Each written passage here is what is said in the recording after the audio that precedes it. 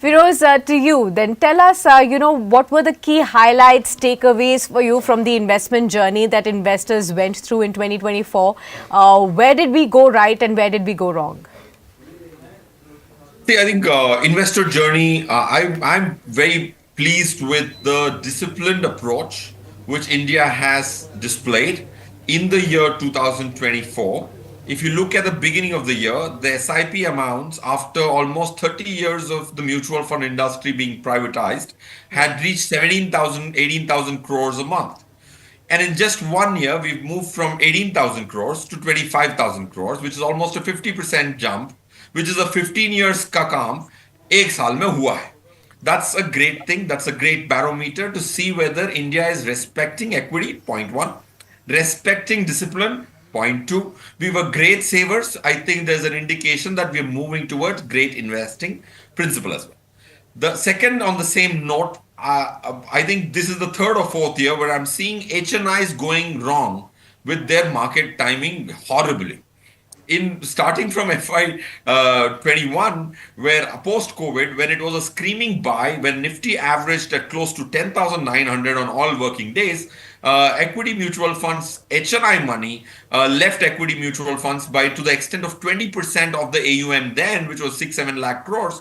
HNIs removed 1.5 lakh crores. So, point one I'm making is retail has gone significantly right again, and HNI has got significantly wrong, and the distractions largely have been tremors for not the retail space, like Dhiren sir said, has distracted the HNI more.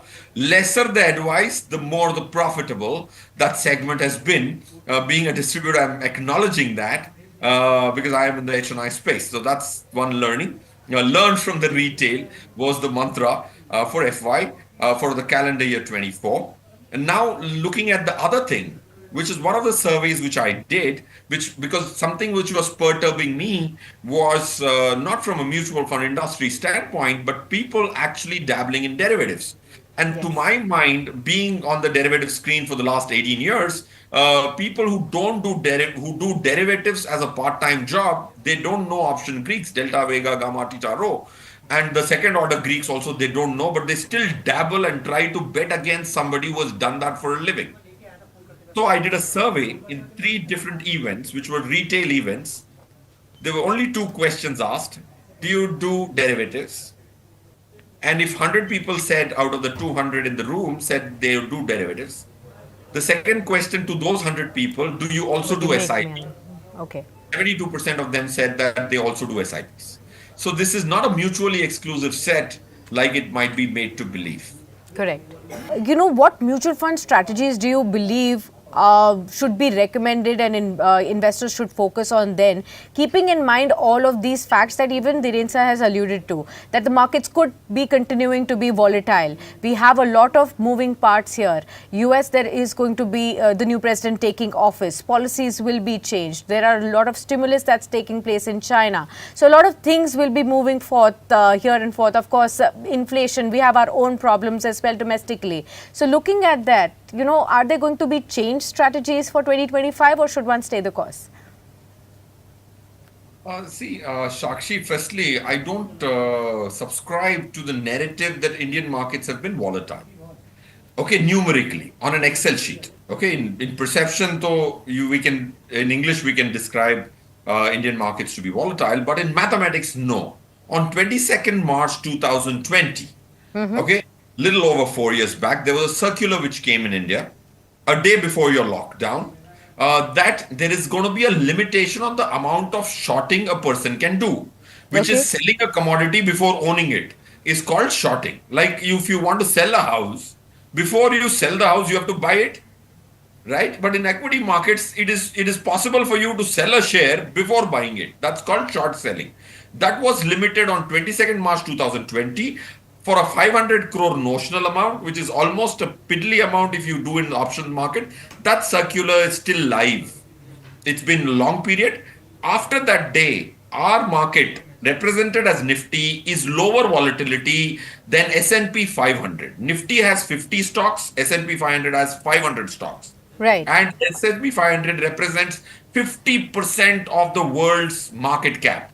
That's volatility is more 18.59. Nifty's volatility from that date till 30th November, which is the latest data I have, is 18. So Indian markets have been resilient. I'm just giving numbers to what Dhiren sir said. They have this circular has a very large role to play.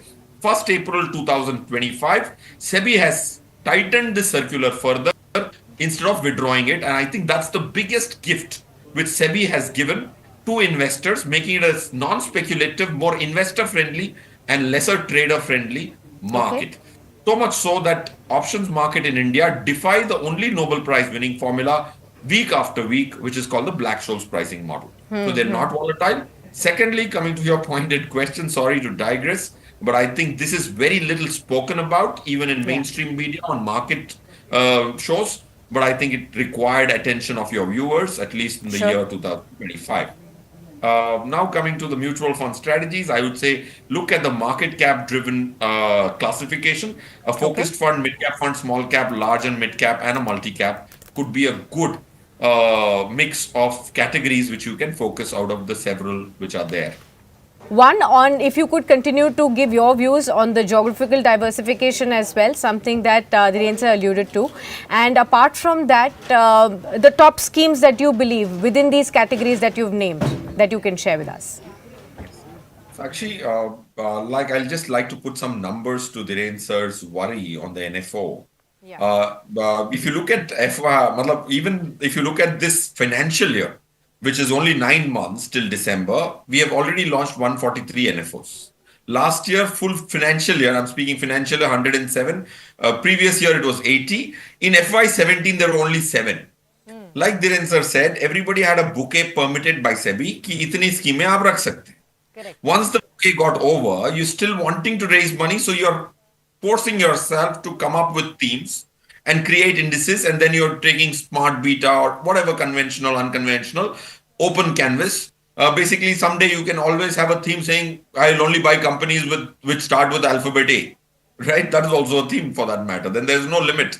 Sky is the limit in terms of this. So NFOs were scary. But one number which gave me some calmness is I looked at the top three AMCs and said that if I, as an investor, bought every NFO ever launched by this AMC, would I beat Nifty? You'd be surprised if I look at HDFC as case in point. If I bought every NFO they launched, I put, let's assume, 5,000 rupees in all of them, I would have beaten Nifty by 6.39% per annum. Okay. Okay, which gave me Okay. some santvana that some of the large AMCs are timing them not at the peak, but some of them are timing at the trough. Like you spoke of Oh. defense, HDFC. So that's one. Now coming to the schemes, which are very important for me to read out for the viewer. Sure. ICICI Focus Equity, Kotak Emerging Equity, Invesco India Small Cap, DSP Equity Opportunities, and SBI Contra or Kotak Multicap. One of these two. So five schemes from six different categories you can choose. Firoz, what about you? Equity, debt, passive funds, how are you really going to be playing out all of that? I would say that debt, I would not play long term debt saying interest rates will be reduced and you will make money. That's a wrong narrative. Because when the repo rate went up from 4% to 6.5%, the 10-year GSEC has not moved up. In fact, it has moved down. Okay, so when you didn't lose money when the repo went up, why are people expecting to gain money when the repo comes down? Okay, if you look at 9 months back, the repo rate was 7.3. Now it is 6.88. Well, the repo rate was 6.5. Repo has been 6.5. But 10-year GSEC has come down. So you making money out of the long-term debt is a wrong narrative because P bond portfolios have not had a mark-to-market loss, even in the steepest rise of repo we have seen post-COVID. So that's completely subscribed to Dhiren sir's view.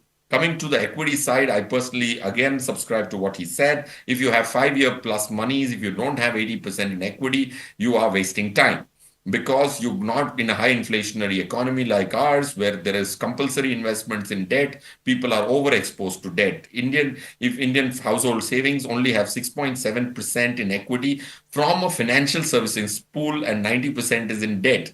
So I think buying debt or me propagating debt would be a wrong philosophy because Indians are overexposed to gold, debt, real estate. Equity is something which they have stayed away for generations because of the wrong expectations, like rightly highlighted by sir. Right. Firoz, lastly, I also wanted to bring in something that Dhiren was also alluding to earlier. He talked about Bitcoin and crypto. I wanted to also ask you on the bullion aspect, gold, silver. It's definitely outperformed. How is that likely to play out? Should there be a clear, allocation to gold and silver in 2025? And should one also look at an exposure to crypto, looking at how the mother market US is favoring newer policies within this aspect? Yes, I think, see, I would say gold, people only buy, they never sell. Yeah. Real estate, they sell in 10, 12 years. That's the average. I've done a survey of HNIs who own 2 lakh crores.